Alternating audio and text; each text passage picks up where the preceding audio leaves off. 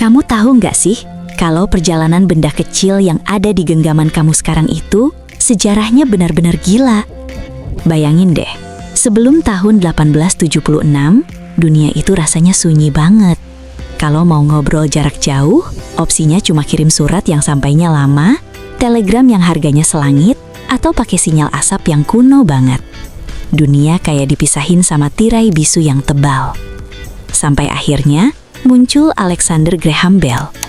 Bell berhasil buktiin kalau suara manusia itu getaran yang bisa diubah jadi sinyal listrik dan dikirim lewat kawat.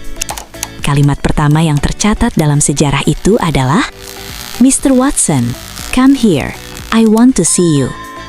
Itu adalah lonceng pertama yang ngerobek keheningan dunia. Padahal dulu bentuknya cuma dua corong aneh, suaranya pelan dan jaraknya pendek. Tapi disitulah sihirnya dimulai.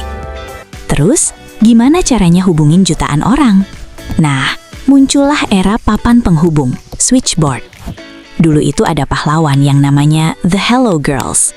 Mereka adalah operator yang secara manual colok cabut kabel jack buat nyambungin telepon kamu ke orang lain. Gara-gara ini, atap-atap kota zaman dulu penuh banget sama kabel yang semrawut. Tapi karena manual itu nggak efisien, akhirnya lahir telepon putar. Ini revolusi banget karena kita akhirnya bisa ngetik nomor sendiri tanpa bantuan operator. Inilah cikal bakal jaringan telepon publik, PSTN, yang kita kenal. Masuk ke paruh kedua abad ke-20, teknologinya makin next level. Kita pindah dari sinyal analog ke digitalisasi, 0 dan 1, yang suaranya jernih banget. Eits, puncaknya ada di tahun 1973. Martin Cooper dari Motorola bikin dunia heboh dengan panggilan seluler pertama pakai Dynatec. Bentuknya kayak bata. Bayangin nenteng bata di jalanan New York cuma buat teleponan. Dulu cuma orang kaya yang punya. Tapi itu janji kalau kita nggak bakal terikat lagi sama kabel. Dan lihat sekarang, telepon bukan lagi cuma buat telepon. Dia udah berevolusi jadi smartphone, komputer super canggih yang muat di saku.